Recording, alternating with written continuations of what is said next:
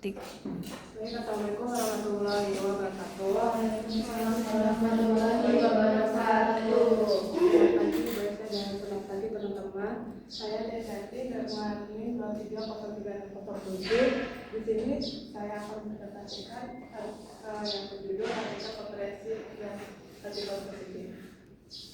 Pertama itu artikel konferensi. Jadi artikel konferensi adalah karya ilmiah yang ditulis berdasarkan hasil penelitian atau kajian yang relevan dengan tema konferensi. Artikel ini dibuat agar dapat dipresentasikan di depan peserta konferensi, seminar, simposium, atau workshop.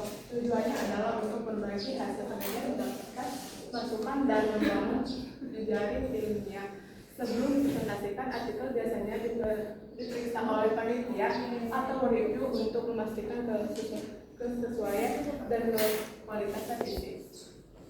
Selanjutnya artikel positif. Jadi artikel positif adalah kumpulan artikel ilmiah yang telah dipresentasikan dalam sebuah konferensi atau seminar dan kemudian diterbitkan sebagai dokumentasi resmi dari acara tersebut. Biasanya proceeding diterbitkan dalam bentuk buku cetak atau digital yang memiliki ISBN. Proceeding berfungsi sebagai arsip ilmiah untuk menyebarkan hasil penelitian yang sudah dipaparkan sekaligus sebagai bukti keaktifan akademik. Selanjutnya, kita ada jenis-jenis. Yang pertama itu full paper.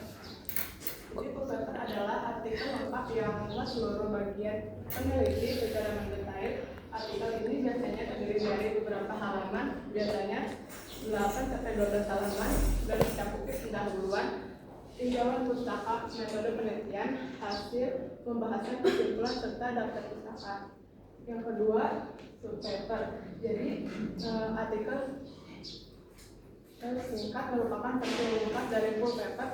Artikel ini biasanya lebih padat dan terbatas ruangannya, sekitar sampai 4-6 halaman. Hanya menyajikan poin-poin kunci atau temuan utama penelitian tanpa penjelasan yang sangat detail. Selanjutnya, yang ketiga itu poster presentation. Jadi poster presentation ini proses penyajian artikel dalam bentuk poster dijual di ruangan konferensi. Poster berisi ringkasan penting dari penelitian yang dengan penggunaan kombinasi teks, grafik, tabel, dan gambar yang didesain untuk menarik perhatian peserta konferensi.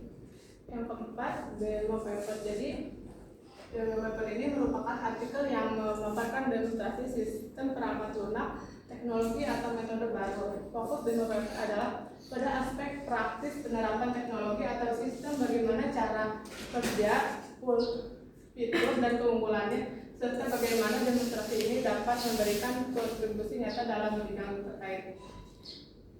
Di sini ada struktur penulisannya. Yang pertama itu judul. Judul berupa kalimat singkat dan jelas mencerminkan tujuan utama artikel. Yang kedua, atau berisi ringkasan penelitian sampai 150 sampai 250 kata. Yang ketiga, kata kunci. Biasanya terdiri atas 5 kata atau frasa relevan untuk pencarian. Yang keempat, pendahuluan berisi latar belakang, tujuan, dan signifikasi penelitian.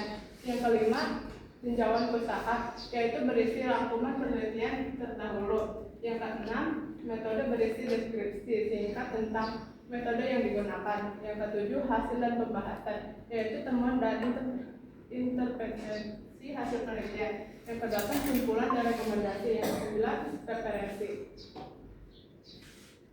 Di sini ada proses publikasinya. Yang pertama itu membuat artikel sesuai format dan tema konferensi. Yang kedua, artikel dikirim ke panitia konferensi dan melalui proses relevan. Yang ketiga, jika diterima penulisan mempresentasikan artikel dalam konferensi. Yang keempat, setelah konferensi, artikel yang dipresentasikan dikumpulkan menjadi proceeding. Yang terakhir itu proceeding diterbitkan sebagai dokumentasi resmi dan dapat diakses peserta dan publik. Selanjutnya, perbedaan artikel konferensi dan artikel proceeding. Yang pertama itu artikel konferensi adalah karya tunggal yang disiapkan untuk presentasi. Proceeding adalah kumpulan dari semua artikel yang sudah dipresentasikan dalam konferensi. Selanjutnya itu prosedur menerbitkan dokumentasi lengkap, sedangkan artikel komprehensif fokus pada penyampaian informasi singkat. Yang terakhir, prosedur biasanya diterbitkan setelah konferensi selesai. Ini contohnya, contoh artikel komprehensif.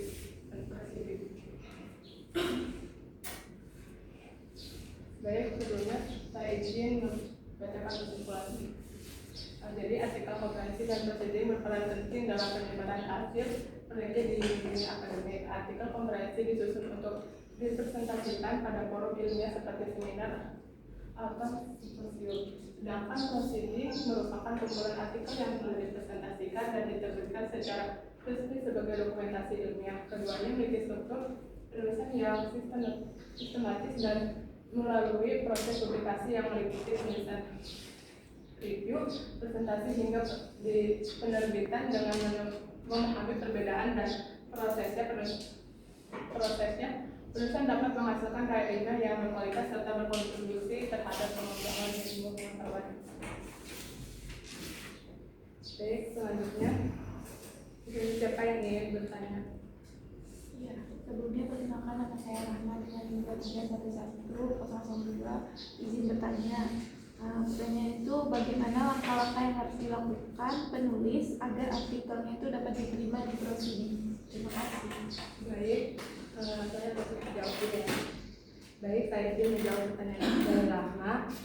Pertanyaan itu bagaimana langkah-langkah yang harus dilakukan penulis agar artikelnya dapat diterima di prosedur? Jadi penulis harus menulis artikel sesuai format yang ditentukan, meliputi judul yang singkat dan jelas, abstrak ringkas yang mencakupi tujuan, metode, hasil, dan kesimpulan. Artikel disusun dengan bagian pendahuluan yang menjelaskan latar belakang dan tujuan peneliti, bagian metode yang menguraikan cara peneliti, serta bagian hasil dan pembahasan yang menyajikan tema secara jelas dan didukung data. Jadi selanjutnya itu penulisan harus memperhatikan tata bahasa dan ejaan serta melengkapi referensi yang relevan dan terbaru. Apakah dari teman-teman ada yang menambahkan?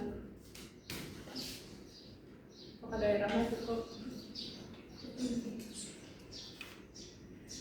Apakah ada yang ingin bertanya lagi? Perkenalkan, saya Syifa Tezari dengan 2310-320. Izin bertanya, menurutmu apa kelebihan dan kekurangan artikel komprehensif dibandingkan dengan jurnal ilmiah? Terima kasih. Jadi saya izin menjawab pertanyaan Syifa Tezari. Pertanyaannya itu, menurutmu apa kelebihan dan kekurangan artikel komprehensif dibandingkan jurnal ilmiah?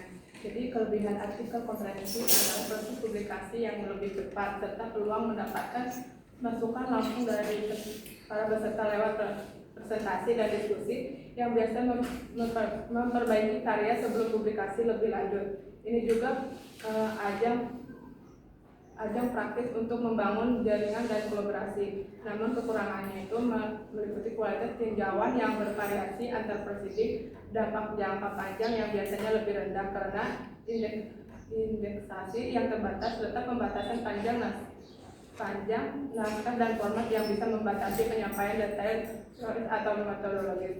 Sebaliknya, jurnal ilmiah umumnya menawarkan kredibilitas lebih tinggi melalui proses tinjauan sejawat yang ketat dan dampak sitasi yang lebih luas dan arsip permanen di basis data akademik. Namun